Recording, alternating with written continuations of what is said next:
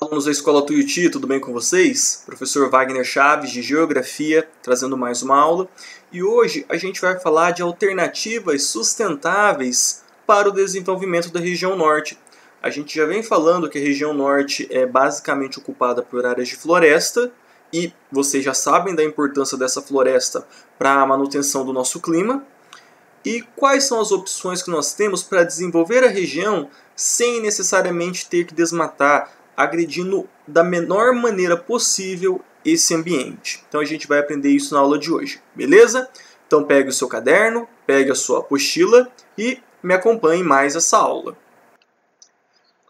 Bom, gente, isso de desenvolvimento sustentável para a Amazônia não é uma coisa de hoje, tá? Apesar desse tema estar em moda agora, isso a gente até viu um pouco em educação financeira, acho que eu vi com vocês, não é uma coisa nova, tá? Há muito tempo já se sabe que a floresta amazônica tem riquezas incalculáveis e que, se explorada da maneira correta, pode gerar muito lucro, tá? Então, em 1966, o governo federal ele criou a SUDAM, que é a Superintendência do Desenvolvimento da Amazônia. E o objetivo da SUDAM é o seguinte: como que a gente leva desenvolvimento para essa região da Amazônia Legal? E já eu explico o que é Amazônia Legal, tá? Mas percebam, pessoal, 1966, Brasília foi construída em 1960. Então, basicamente a região norte e boa parte do centro-oeste era mato, tá? Não existia grandes cidades igual tem hoje. Era quase tudo tomado pela floresta. Então a ideia da SUDAM é como a gente pode ocupar e desenvolver esse lugar, tá? Esse foi o primeiro plano da SUDAM. Aí, pessoal, para vocês entenderem o que é a Amazônia Legal, tá? Vocês conhecem o bioma da floresta amazônica, tá? E aqui nós temos a Amazônia Legal do Brasil. Beleza? Então tem todos os estados aqui da região norte que vocês conhecem: Acre, Amazonas, Roraima, Rondônia, Pará, Amapá, Tocantins. E aí nós temos também Maranhão, que faz parte da região nordeste, e Mato Grosso, tá, gente? A região da Amazônia Legal é o que então? O bioma Amazônia, ele ultrapassa a região norte, então a gente sabe que ele vem até aqui, o meio do Mato Grosso é floresta amazônica, uma parte aqui do Tocantins também. E o que tem depois da floresta amazônica? Vamos lembrar do Aziz Absaber? Temos as zonas de transição, as áreas de transição. Tá? Aqui nós temos uma área de transição entre a floresta amazônica e o cerrado brasileiro, nós chamamos de cerradão. Quando eu falo de Amazônia Legal, então, eu estou falando que de todo o bioma da floresta amazônica, todo o domínio morfoclimático da Amazônia, e mais essa área de transição e mais um pouco do cerrado. Tá? A ideia dessa Amazônia Legal é o seguinte: como nós sabemos que é um bioma, uma formação vegetal muito importante, há regras específicas para o desmatamento, por exemplo. Então, você tem regras. Se você compra um terreno aqui no Paraná e quer desmatar ele, você tem um determinado tipo de regra. Na Amazônia Legal é outro tipo de regra, tá? Isso acontece em parte porque, gente, aqui no Mato Grosso você tem uma formação vegetal diferente de Manaus, que está lá no meio da floresta. E aí o agricultor fala assim: não, mas aqui não é floresta. Ele está no meio do cerradão e fala: aqui não é floresta, eu posso desmatar. Não, você está dentro da Amazônia Legal. As mesmas leis que valem aqui para o Amazonas servem também ao Mato Grosso. Tá? Essa daqui é a Amazônia Legal. Então a SUDAM tinha o objetivo de levar desenvolvimento para a Amazônia Legal. Então isso inclui toda a região norte, Tocantins e o estado do Mato Grosso. Tá? Lembrando, pessoal, Brasília, que fica próximo aqui, 1960, não tinha quase nada para essa região, exceto algumas cidades, as capitais, mas uma economia bem fragilizada, porque já havia acabado o ciclo da borracha. Então muitas das pessoas que estavam aqui nessa região começaram a vir para São Paulo, vir para o sul e sudeste. Tá? A partir da década de 70 a gente vê um movimento contrário. As pessoas saem daqui do Paraná e começam a vir para o Mato Grosso, para Rondônia. Aqui no Mato Grosso tem, por exemplo, a cidade de Nova Maringá. Adivinha quem fundou Nova Maringá? Pessoas que saíram de Maringá, tá bom? Então, a região da Amazônia Legal é justamente para estabelecer esses níveis de desmatamento que são próprios da Amazônia Legal. Então, tem regras específicas para essa região, beleza? Bom, além da Sudã, tem também o Banco da Amazônia. E a ideia, tanto da Sudã quanto do Banco da Amazônia, é criar formas de você desenvolver a região amazônica sem degradar muito o meio ambiente, tá? Eu não mencionei, mas tem o equivalente do Nordeste também, tá, gente? Do Nordeste é a Sudene, tá? Então lá a ideia é levar desenvolvimento para o Nordeste, Sudã na região amazônica, tá bom? Bom, então, em 1966 tem lá a Superintendência da Amazônia. 1967 é criado a Zona Franca de Manaus, tá? A Zona Franca de Manaus, gente, é um polo industrial no meio da floresta. Então percebam aqui, a gente vê vários complexos, várias fábricas em volta cheio de mato, né? Uma floresta mesmo. E a ideia, pessoal, é o seguinte: o governo, o Estado, ele ofereceu isenções fiscais para as fábricas que quisessem mudar para a região norte, lá para a Amazônia, lá para Manaus. Tá? O que é isenção fiscal? Todo mundo aqui paga imposto, paga IPTA, paga IPTU, paga IPVA, né, do carro, IPTU, paga imposto disso, imposto daquilo, e com as fábricas não é diferente. A ideia é o seguinte: olha, Honda, fabricante de motos, se você mudar sua fábrica lá para Manaus, a gente não vai cobrar mais o IPTU de vocês, ou vai ficar 20 anos sem cobrar IPTU, mas vocês têm que transferir a fábrica para lá, para levar trabalho, desenvolvimento para aquela região. Então, essa foi a ideia da Zona Franca de Manaus. Isenção fiscal para que as fábricas mudem lá para a região norte. Nós chamamos isso de descentralização. Centralização é quando as atividades industriais elas ficam localizadas num único ponto, que durante muito tempo foi São Paulo. Descentralização é levar fábricas para outros lugares. E para isso você tem que criar estímulos, criar meios dessa fábrica sair de um lugar e ir para outra. Vai ser isenção fiscal, vai ser garantia que vai ter trabalhador, vai ser garantia de infraestrutura, enfim, várias opções. Tá? E hoje, pessoal, a Zona Franca de Manaus ela tem mais de 600 fábricas dos mais diversos itens que vocês podem imaginar.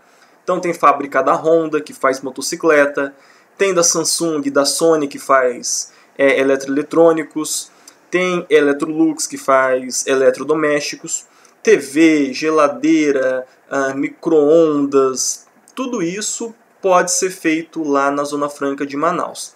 E sempre que você compra um produto da Zona Franca de Manaus, vem com este selo aqui. Produzido no Polo Industrial de Manaus, conheça a Amazônia. Tá? Eu comprei um monitor esses dias, a caixa está até ali, mas eu não vou pegar não. E tem este selinho aqui, porque ele foi produzido na região norte, lá no Polo de Manaus. Tá bom? Inclusive lá, comprar algumas coisas até sai mais barato, porque como é produzido lá, tem menos impostos. Tá? Mas não significa que vale a pena você ir lá para Manaus para comprar uma TV. Beleza? Não quer dizer isso. Tá? Bom, então até agora a gente falou do desenvolvimento industrial, que a gente conhece, não é? Mas agora vamos falar das outras possibilidades, né? Que é do desenvolvimento sustentável. Então, eu já venho falando para vocês, durante este capítulo, que durante muito tempo se pensou que a floresta fosse incompatível com o desenvolvimento. Ou seja, se tem floresta, não dá para fazer dinheiro com a floresta. Tá? Então, o que a gente faz? Derruba a floresta, coloca pasto, planta soja, porque é isso que a gente sabe fazer. Só que hoje, gente, 2020, aliás, não precisa nem falar hoje, né? Desde os anos 2000, existem outras alternativas para isso. A gente não precisa mais fazer essas ações predatórias que a gente faz. Então, observem aí esse GIF. Um desflorestamento da Amazônia de Rondônia, entre 1984 e 2012, tá? Percebam, gente, a única área que fica verdinha aqui é uma área de terra indígena, tá? O resto, todo eles é desmatado. Vocês não estão conseguindo dimensionar o tamanho, tá, gente? Mas isso é uma imagem de satélite. Então, se eu fosse colocar Maringá no mapa, ia ser um pontinho assim, vermelho, igual vocês estão vendo. Então, é uma área gigante que é desmatada. Isso aqui é o caso de Rondônia, mas isso se aplica ao Mato Grosso, se aplica ao Pará, se aplica ao Amazonas, tá? Em todos os estados acontece isso. Esse desmatamento para a expansão da fronteira agrícola e pecuária. Só que a gente tem outras opções hoje. A gente não precisa mais queimar floresta para fazer dinheiro. Ao contrário, nós temos hoje outras possibilidades, essa economia sustentável. Então, dentro da floresta amazônica, existem diversas riquezas vegetais, das plantas, que a gente desconhece e que a gente precisa pesquisar, estudar e a partir daí desenvolver alguma coisa com aquilo, tá? Um dos ramos que mais lucram com isso é a indústria de cosmético, de saúde de pele, beleza, perfume, essas coisas, tá? Tem várias empresas do Brasil e do mundo que estão lá na Amazônia, estão pesquisando um monte de fruta, um monte de planta, de semente, de raiz, para fazer perfume, para fazer remédio, para fazer maquiagem, enfim, uma quantidade enorme, enorme, gente. E isso, você não precisa derrubar a floresta para fazer isso, tá? Outro exemplo, isso aí que vocês estão vendo, a colheita do açaí, tá? O açaí, gente, é um alimento típico do Pará. E é completamente diferente do açaí que vocês compram aqui, tá? Não tem nada a ver. Nada, nada, nada a ver. Tá? O que nós comemos aqui é um sorvete de açaí. E adivinha, esse sorvete de açaí, ele está conquistando o mundo. O mundo inteiro está gostando desse sorvete de açaí. E onde que existe açaí? Na floresta amazônica. Então, à medida que a gente vai desmatando a floresta, a gente vai perdendo açaí. Perdendo açaí, vai ficar mais caro para a população ribeirinha lá do Pará que consome isso. Vai ficar mais caro para a gente que consome em forma de sorvete. Vai ficar mais caro ainda para exportar. Né? As pessoas... E assim, isso não é uma coisa boa, porque se tornar muito caro, eles acabam não querendo. Tá? Então a ideia é o seguinte: deixa a floresta em pé. Vamos retirar nosso sustento, dinheiro, da própria floresta. Não precisa derrubar para colocar pasto, para colocar gado, para colocar soja. Não é necessário. Tá bom? Bem, então, eu mencionei aqui apenas alguns dos ramos. Tem diversos outros. Vocês estão vendo aí agora, eu até prometi na aula passada, o encontro das águas, tá? Esse fenômeno bem bonito que acontece lá em Manaus. De um lado aqui, a água negra do Rio Negro, por conta da matéria orgânica. Do outro lado, a água barrenta, essa água marrom, que é do Rio Solimões. Então, eles se juntam e ficam um bom tempo, uns bons quilômetros, assim, metade do Rio Negro, metade do Rio Marrom. Isso aqui, gente, é um potencial turístico enorme. Tem gente que sai do mundo todo para ver esse fenômeno aqui, para ver a pororoca, para visitar a floresta amazônica. Então, tem, como eu falei, a indústria do cosmético, tem a indústria do alimento, o açaí, o cupuaçu, a castanha do Pará, a indústria de remédio também, turismo, tem um potencial enorme e que é mal explorado. E à medida que é mal explorado, a gente acha que não dá dinheiro, vai lá e acaba desmatando, não é? Então, para vocês terem uma ideia de como isso é possível, durante o ciclo da borracha, lá no início do século XX, 1/3 da economia brasileira, 1/3, gente, não é pouca coisa. Lembrando que a gente está falando, o ciclo da borracha coincide com o ciclo do café em São Paulo, que deixou todo mundo rico lá, e a gente viu quando a gente trabalhou industrialização, né? Por que São Paulo era tão rico? Porque tinha os barões do café lá. Eles coincidem, estão do mesmo período. E durante o ciclo da borracha, 1/3 da economia do Brasil era feita a partir dos seringais da Amazônia. E detalhe, não derrubavam uma árvore, porque para a própria existência da seringueira tem que deixar a floresta de pé. Se você derrubar tudo e plantar seringueira, não vai nascer. Tá? Então, esse aqui é um exemplo que já foi possível e é possível novamente. Não é nenhum bicho de 7 cabeças, não é tão impossível assim. Tá? E agora, falando em outras pesquisas, estima-se que cada hectare na Amazônia, hectare é uma unidade de medida de terreno, né? Cada hectare da Amazônia, seja de pasto ou de plantação de soja, ele gera $40 ao ano, cada hectare. Tá? Enquanto a floresta pode gerar até $200 ao ano, desde que seja explorada corretamente, desde que você conheça o que a floresta pode oferecer, faça o tratamento para colher aquilo da melhor forma possível, não desmate ela, crie meios de explorar ela de maneira sustentável, sem ter que abrir um monte de estrada, né, ter que derrubar a floresta. Então, é um potencial enorme. Tá? E um outro artigo que eu vi, e saiu numa reportagem, que é 7 trilhões por ano. Os estudos que tentam calcular o quanto a Amazônia em pé rende ao Brasil. Gente, isso aqui é um valor fictício. Tá? Nós não temos esse valor ainda. Porém, é uma estimativa de quanto o Brasil poderia lucrar com a Amazônia de pé. Isso é mais de 7 vezes o que o agronegócio lucra. Então, vale a pena ainda derrubar a floresta para colocar pasto e gado?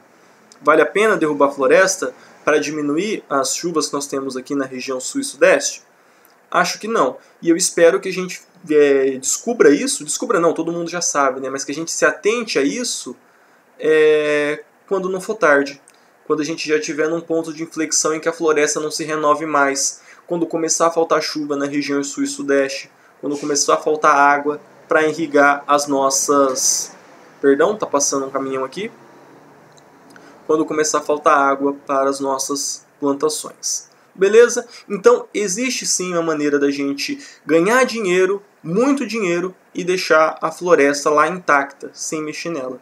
Basta que isso envolve estudo, dedicação, ciência e disciplina. Beleza, pessoal? Eu vou ficando por aqui. Bons estudos e até a nossa próxima aula.